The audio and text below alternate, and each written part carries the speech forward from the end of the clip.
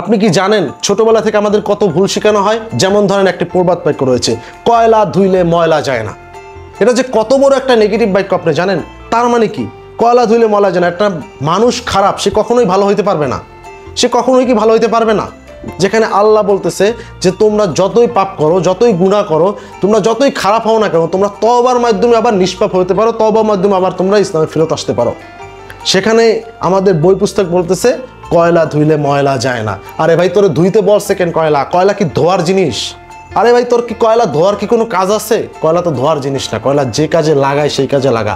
কয়লা দিয়ে বিদ্যুৎ উৎপন্ন করে, কয়লা দিয়ে রান্নার কাজে লাগায়, সেই কাজে না তুই লাগাবি। তুই কয়লা ধুইতে যাস কেন? তুই তো নির্বোধ। এরকমের বিভিন্ন নেগেটিভ বাক্যের মাধ্যমে আমাদের মাথায় এমন একটা নেগেটিভ জিনিস সেট করা হয়েছে যে মানুষ কখনো ভালো হইতে পারবে না। তারপর ধরেন এই জিনিসপত্রগুলোর মধ্যেই আবার কিছু ভালো জিনিস আছে, যেমন তোমরা পাপকে ঘৃণা করো, পাপীকে নয়। এটা কিন্তু খুব সুন্দর কথা। আমরা যতই পাপ করি, আমরা যদি তওবা করি, আমরা ফিরে আসতে পারবো। আমরা পাপের থেকে সতর্ক থাকবো। কিন্তু একটা মানুষ ভুল করতেছে, পাপ করতেছে, তাকে তো আমাদের সংশোধন করার জন্য তাকে বলতে হবে, তাকে দাওয়াত দিতে হবে, তাই না? এটাই হচ্ছে প্রকৃত ইসলামের সৌন্দর্য।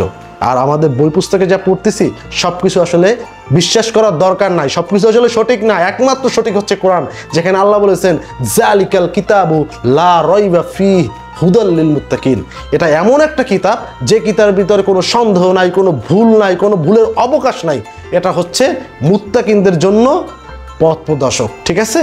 এটাই হচ্ছে বাস্তব। তো সবাই ভালো থাকবেন। আমাদের ভিডিওগুলো যদি ভালো লাগে আমাদের সাথে থাকবেন, চ্যানেলটি সাবস্ক্রাইব করবেন এবং যারা ফেসবুকে দেখছেন আমাদের পেজটি ফলো দিয়ে রাখবেন। আল্লাহ হাফেজ।